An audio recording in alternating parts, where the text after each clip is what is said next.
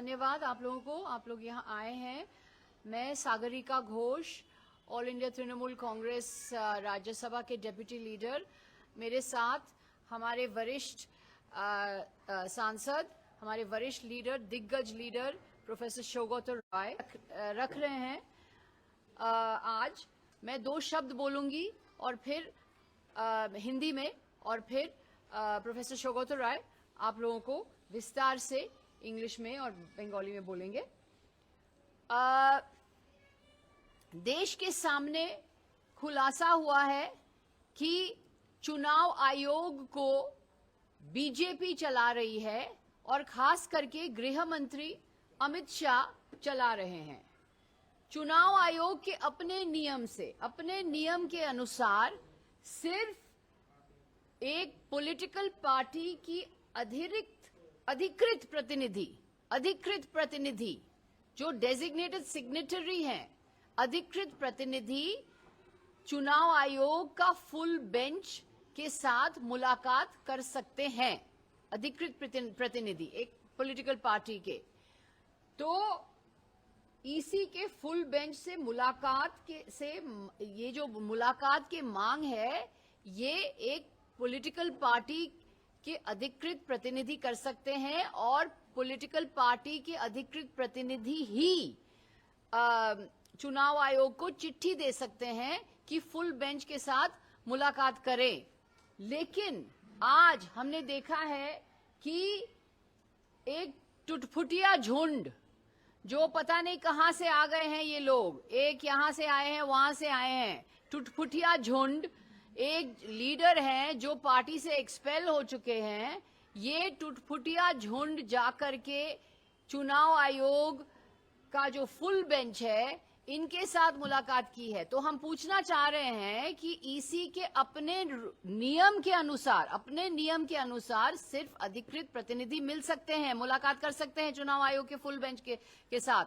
तो ये टुटफुटिया झुंड जो नोवोटेल होटल में बना हुआ है, कोई यहां वहां से लोग आकर के एक झुंड बनाए हैं, ये झुंड कैसे इनके साथ चुनाव आयोग का फुल बेंच किस बुनियाद से इस चुटफुटिया झुंड के साथ मुलाकात की है। तो हम ये पूछना चाहते हैं, और जाहिर है, साफ है कि ये बीजेपी की साजिश है, अमित शाह की साजिश है, और ये चुनाव आयोग अमित शाह के इशारे पे ही काम कर रहा है।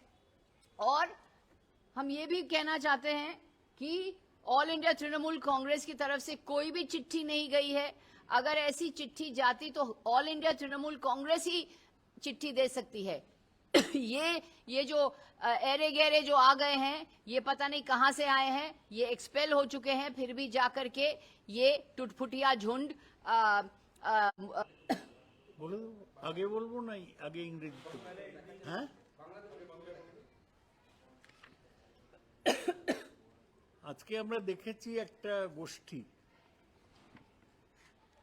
যারা তৃণমূল থেকে বেরিয়ে যাওয়া গোষ্ঠী এবং যাদের নেতাকে তৃণমূল বহিষ্কার করেছিল, তারা নির্বাচন কমিশনের ফুল বেঞ্চের সাথে মিটিং করেছে। এর আগে নির্বাচন কমিশন জানিয়েছিল যে শুধুমাত্র অথরাইজ রিপ্রেজেন্টেটিভ, স্বীকৃত প্রতিনিধিরাই ফুল বেঞ্চের সাথে দেখা করতে পারে। আমরা তো মমতা ব্যানার্জি যে তৃণমূলের চেয়ারম্যান, তারা তো কোনো মিটিং চাইনি। তাহলে এই ভেঙে যাওয়া বিক্ষুব্ধ এমএলএরা কি করে সাক্ষাতের সময় পেল? আমরাই তো ঠিক করব যে কে আমাদের দলের প্রতিনিধি। এতে জ্ঞানেশ কুমারের কোনো ভূমিকা নেই। আমরা যে কোনো লোককেই ইসিআই অ্যাপয়েন্টমেন্ট দিতে পারে। যে কোনো ইন্ডিপেন্ডেন্ট এমএলএ গিয়ে 3 জন নির্বাচন কমিশনের আধিকারিকদের সাথে দেখা করতে পারে। আমরা জানতে চাই যে এর আগে কি এরকম লোকেরা দেখা করেছে? জ্ঞানেশ কুমারের বিরুদ্ধে আমরা তো এর আগে পার্লামেন্টের অনেক মেম্বারের সই করে জমা দিয়েছে ওর ইমপিচমেন্টের জন্য। এখনো স্পিকার সেই ব্যাপারে কোনো সিদ্ধান্ত নেয়নি। অমিত শাহই নির্বাচন কমিশন চালান ওই ওর প্রিয়পাত্র জ্ঞানেশ কুমারের মাধ্যমে। অমিত শাহর কথাতেই এই মিটিংটা বেআইনিভাবে করা হয়েছে। ইলেকটোরাল প্রসেস, দেশে নির্বাচনী পদ্ধতি পুরোপুরি জ্ঞানেশ কুমার চালাচ্ছেন। যখন নির্বাচনে কারচুপি করাও হলো না, তৃণমূল কংগ্রেসকে দাবিয়ে রাখা গেল না, এখন অমিত শাহ বিভিন্ন বিরোধী দলকে ভাঙার জন্যে তার অনেক কোটি টাকার ঘাপলা হয়েছে, কেলেঙ্কারি হয়েছে। এরা রাম মন্দিরের টাকাও ওরা নিয়ে নিয়েছে। এই যে টাকাগুলো নেওয়া হচ্ছে রাম মন্দির থেকে, সেই টাকাতেই বিভিন্ন দল ভাঙার খেলা চলছে। এইটা আমাদের বক্তব্য। আরেকটা জিনিস আমি বলতে চাই যে গতকাল আপনারা দেখেছেন কাগজে যে আমাদের সাংসদ মহুয়া মৈত্রর উপর আক্রমণ হয়েছে তার নিজের কেন্দ্রে। তিনি তো তখনই জানিয়েছেন পুলিশ যায়নি, পুলিশ নীরব দর্শকের মতো দাঁড়িয়েছিল। মহুয়া মৈত্র ডিজিকে জানিয়েছেন, তার মানে সেই অর্থে তিনি একটা এফআইআর করেছেন। কি ব্যবস্থা হয়েছে আমরা এখনো জানি না। কালকে আমি অধ্যক্ষের সঙ্গে, স্পিকারের সঙ্গে দেখা করতে চেয়েছিলাম, কিন্তু উনি সময় দিতে পারেননি। তা আমি চলে যাচ্ছি। স্পিকারের একজন প্রতিনিধি আমার সাথে কথা বলেছেন। আমি আজকে স্পিকারকে একটা চিঠি দিয়েছি যে নির্বাচিত সাংসদরা কি নিজের এলাকায় যেতে পারবে না, তাদের বিজেপির লোকরা আক্রমণ করবে। এই ব্যাপারে কি স্পিকারের কোনো পদক্ষেপ নেওয়া উচিত নয়? আমি জানি না, এখনো কোনো জবাবটা এত তাড়াতাড়ি আসবে না। আজকেই 10টার সময় চিঠিটা দিয়েছি। এই দুটো জিনিস আমার আপনাদের বলার ছিল। হ্যাঁ, ইংরেজিতে বলে দিন।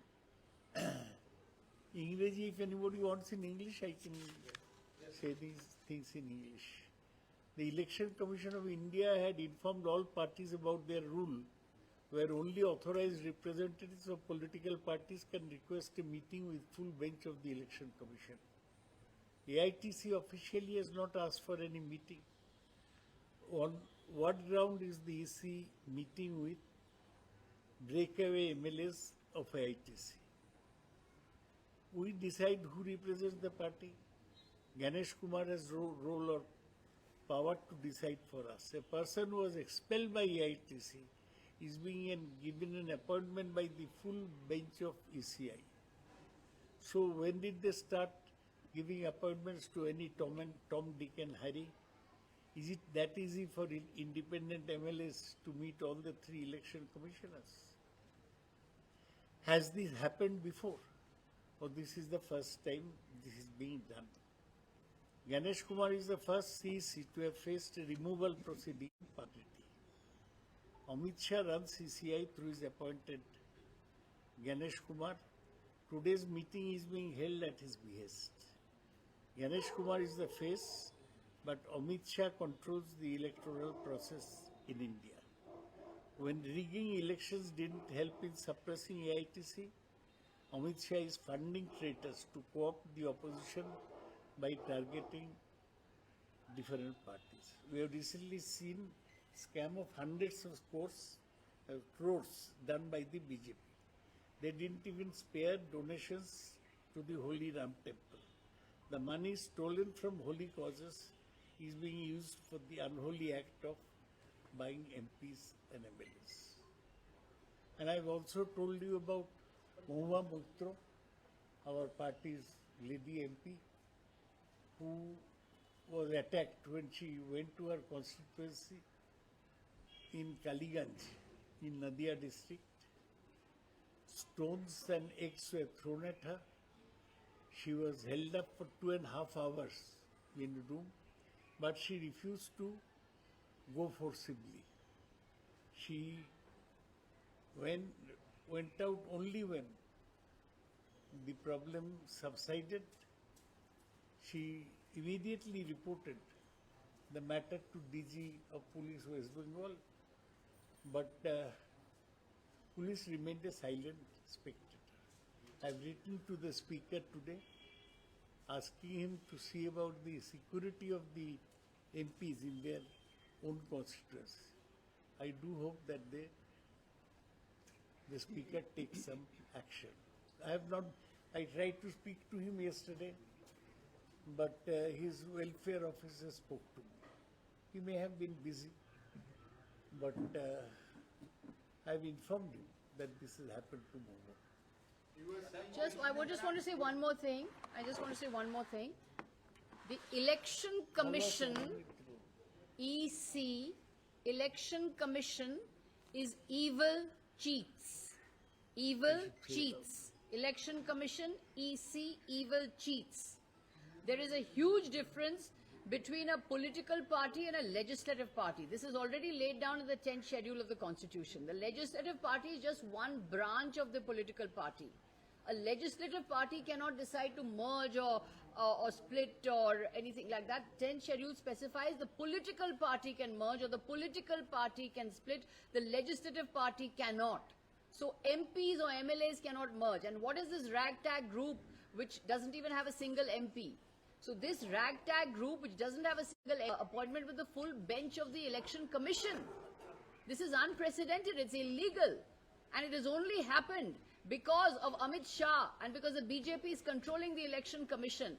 Because the EC's own rules says that only designated signatories can seek a meeting with the full bench of the Election Commission. There has been no letter from the All India Trinamool Congress. There has been no letter from the designated signatory. There has no letter that has officially gone from our side. So then how, in a complete breach of its own laws, the Election Commission is meeting this ragtag bunch, as I say, this Tutputia Jhund of ere-gares who have met in some Novotel and formed a group. So how has this happened? It has happened because of Amit Shah. It has happened because of the BJP. It is unprecedented that the full bench of the Election Commission is meeting those who are not designated representatives of the party. They are not. They have no right to seek a meeting with the full bench of the Election Commission. And what else can you expect from the evil cheats or the Election Commission or the EC? So here's the question that you are saying that this meeting is illegal, unethical, unconstitutional, etc. So will you write to Election Commissioner of India that why you gave them permission? We shall decide about that later. Today we are going to the People's Court. Through you, the media, we are pointing out what is wrong with the Election Commission. সৌগতদা ওনারা যখন আজকে election কমিশনে গেছিলেন তারা বলছেন কি working committee মিটিংয়ে ডাকা হয়নি এর আগে কোনোদিন অনেকদিন দীর্ঘদিন ধরে হয়নি তো সেই ওয়ার্কিং কমিটি মিটিং তারা ডেকে সিদ্ধান্ত করে নিয়েছেন কারা মেম্বার হবেন ফাউন্ডার মেম্বার দুজন ছিলেন সেখানে অরূপ রায় এবং জাভেদ আহমেদ খান কারা ট্রেজারার হবেন সেটা পদাধিকারীদের নাম দিয়ে এসছে আপনারা যেটা করছেন সেটা তো পুরনো ওয়ার্কিং কমিটির সিদ্ধান্ত ছাড়া করছে ওরা বলছে আমরা নতুন ওয়ার্কিং কমিটি গঠন করেছি নতুন চেয়ারম্যান হয়েছে নতুন জেনারেল সেক্রেটারি হয়েছে আপনি আগে অরূপ রায়ের নাম শুনেছেন? আপনি তো দীর্ঘদিন ধরে এখানে সাংবাদিকতা করছেন। অরূপ রায় বলে কারোর নাম শুনেছি? উনি তো মন্ত্রী ছিলেন আপনি জানেন না ওনাকে? আমি জানি না। মন্ত্রী থাকলেও মন্ত্রী হিসেবে কোনো কাজ আমাদের সামনে আসেনি। চেয়ারপারসন হিসাবে কিভাবে কাজ করবেন আমি তো জানি যাকে কেউ চেনেই না তিনি কাজ করবেন। দাদা একটা অন্য কোশ্চেন আছে আজকে কলকাতা হাইকোর্টে যে অ্যাকাউন্টগুলো ফ্রিজ হয়েছে না তিনটে আপনাদের ওখানে আজকে হাইকোর্ট স্ট্যাটাস রিপোর্ট দিতে বলেছে কি কত টাকা সেখানে তিনটে অ্যাকাউন্টে আছে এবং এরকম প্রস্তাব আসছে কি অ্যাকাউন্টগুলোকে ডিফ্রিজ করে দেওয়া হবে তবে সেখানে একটা প্রশ্ন উঠছে কি সেক্ষেত্রে মিসইউজ তো হবে না টাকাগুলো বের করে নিয়ে যাওয়া হবে আপনারা কি চাইবেন কি করা উচিত এখন যে অ্যাকাউন্টগুলো ফ্রিজ হয়ে রয়েছে আমাদের অ্যাকাউন্ট আমাদেরই ফেরত দেওয়া উচিত, ফ্রিজ তুলে নেওয়া উচিত। তৃণমূল কংগ্রেস ইজ মমতা বন্দ্যোপাধ্যায়, মমতা বন্দ্যোপাধ্যায় তৃণমূল কংগ্রেস। সেটা ছাড়াও যা ডিউ প্রসেসে তো চিঠি দিয়েছে তৃণমূল কংগ্রেস। কে বলেছে?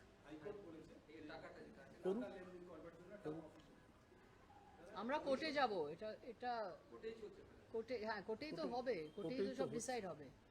এটা দাদা আপনারা ইলেকশন কমিশনে কিছু লিখছেন না। হ্যাঁ পরিষদীয় দল শুধুমাত্র ভেঙে গিয়ে তারা কি শুধুমাত্র একটা আলাদা পার্টি দাবি করতে পারে? পারে না। আজকে যেটা আমরা দেখলাম যে পরিষদীয় দল থেকে 10 জন তারা এসেছে, এটা কি বৈধ আদৌ না তাদের কোনো? একেবারেই অবৈধ।